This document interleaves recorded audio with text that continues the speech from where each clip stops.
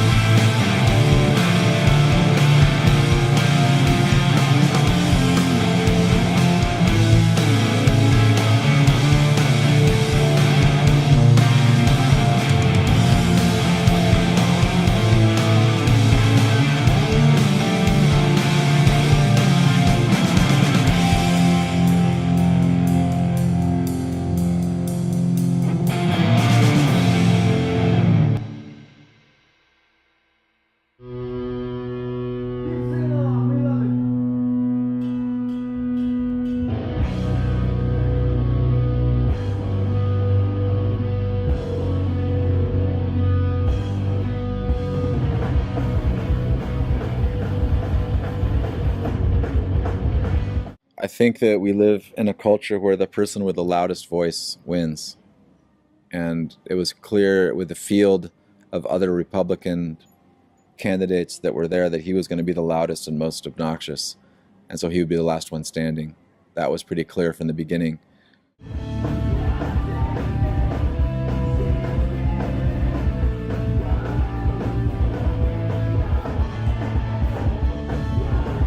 No, I was very happy with the candidate I voted for, All right. but it was Do you mind sharing who that person was? Jill Stein. All right. In the United States, we have several parties, but we don't have a free press, and we don't have a free open elections, and we don't have open debates. So most Americans believe that there's only two parties. And so that sucks because that marginalizes a lot of people, because if they don't like either one of these two people, they just don't vote at all. And so we get very low voter turnout. And you can be sure that entrenched money and power are going to vote. But the people who have the most to gain by participating are marginalized out of the whole thing. And that's what's so sad. Also, the fact that we still have the Electoral College in 2016 is insanity. But Right. That's it would take a constitutional amendment to change it, and it's hard to do.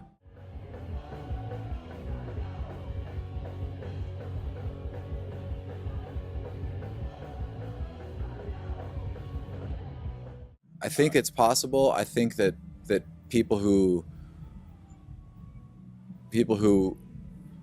would do it I think that progressives need to fall out of love with the Democratic Party. I don't believe the Democratic Party really represents progressive ideas anymore. And what happens in our country is every 4 years, people like someone who would support punk voter, maybe they don't like John Kerry that much, but you have to vote for John Kerry to keep this guy out. I see. So people tell me yeah, it's great that you're a member of the Green Party. These ideas are cool, but this year you have to vote for Hillary Clinton because otherwise Trump will get elected. Like every 4 years, it's the same thing, and we vote out of fear. We don't vote for what we want. We vote to stop somebody else, and until that changes, until that mindset changes, where we're getting what we deserve right now by voting out of fear. We need to open up the elections. We need to open up the debates.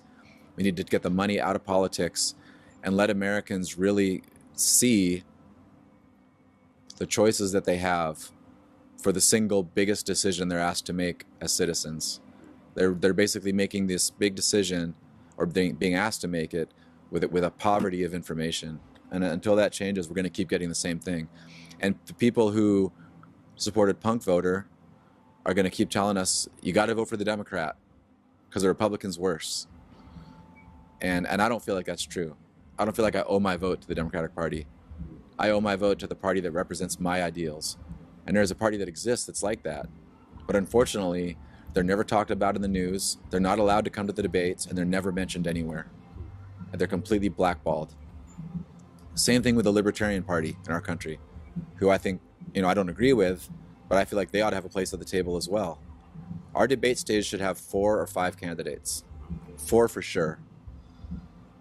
So when people watch our televised so-called presidential debates, they don't realize that they're being exposed to doctrine.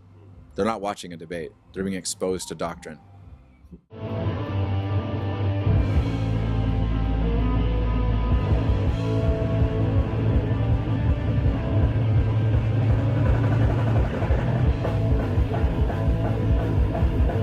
No, it doesn't shock me because I've been really fortunate that I've gotten to travel to see the world, and not the world, but I've seen a lot of other places. And I think that one thing that I believe is that Americans don't travel enough, or if we do, we travel with these blinders of national superiority. I would go to a country and say like, wow, you have a tenth of our GDP. How are you able to give everybody healthcare for free? How do you do that? That's what I would be asking. Yeah. Instead of like, we're the best, just beating our chest. We're the USA. Like, I watch Americans who travel. I see tourists and stuff, and I watch how they act. Generally speaking, I'm saying like, and it bums me out. Like, I don't want to be associated with that. I feel like we have a lot to learn from other countries, but we have this exceptionalism kind of baked into our culture that just tells us that right out the gate we're just the best.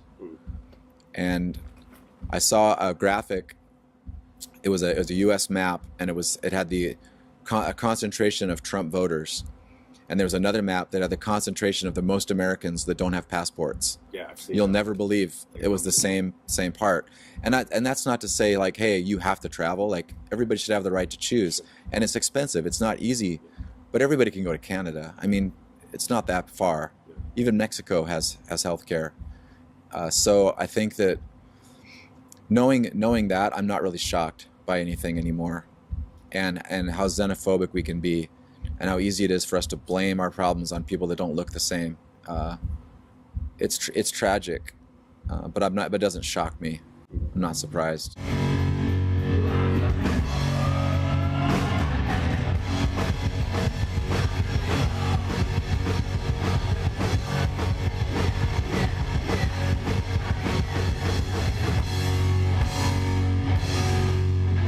I haven't personally encountered that.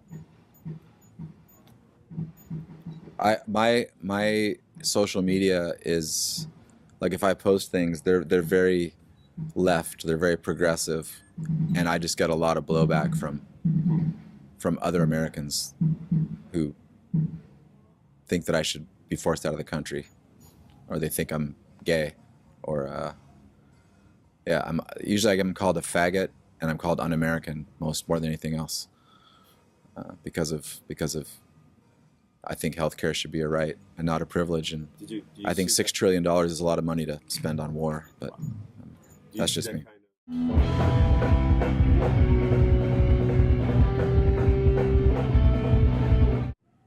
Not to that extent, and also there's such a thing as trolling, and so people might just be. They might not even believe that. They just might be trying to see if they can get me to react. Just to wind you out. I just don't care. Other people who take my side will come in and like it turns into this big argument between these people, but on my thing. But I don't ever really engage. I think that it's not up to me to tell people that they can't have this opinion or that opinion. I believe I'm right. I believe most level-headed Americans more or less believe what I believe. It's just a matter of getting the numbers up and ridding ourselves of this settling for the Democratic Party, who I believe has sold out progressives decades ago. But yet they still expect us to vote for them every 4 years, because don't you know the Republicans worse? And to get my vote, you got to be better than just not a Republican.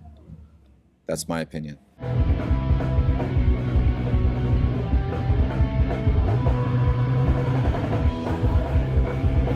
I'm not optimistic, unfortunately.